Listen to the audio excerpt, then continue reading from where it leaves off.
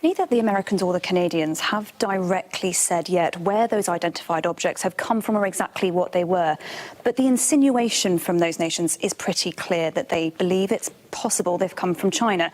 Chuck Schumer, the Senate Majority Leader, no less, has said he thinks it's likely they were part of a fleet of balloons coming from China. So all eyes were on this room today and on what the Chinese would say in response to that. This is the Ministry of Foreign Affairs here, and we attended a daily press conference that happens.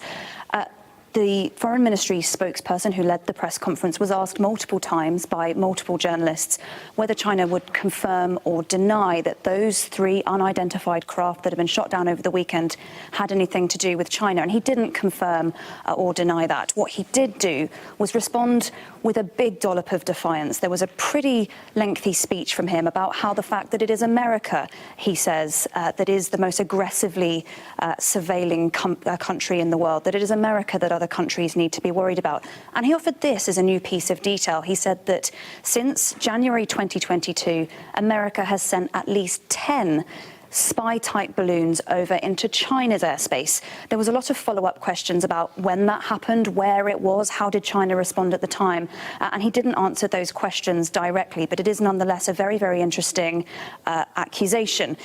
The language also moved a little bit in terms of the denunciation that we've heard a lot of in terms of the shooting down of that first balloon, the one that China does claim was its, but says was a civilian craft that was there doing weather monitoring. He said that the shooting down of that balloon was trigger happy, he said, and unnecessary. And there was also some interesting questions about that unidentified craft that China now says is in its airspace, and that the reports yesterday that it was preparing to shoot that down. Again, myself and a number of journalists asked specifically about those plans, and it was a very clear no comment when it came to that. He wasn't drawn at all on any further detail about the craft that is over China.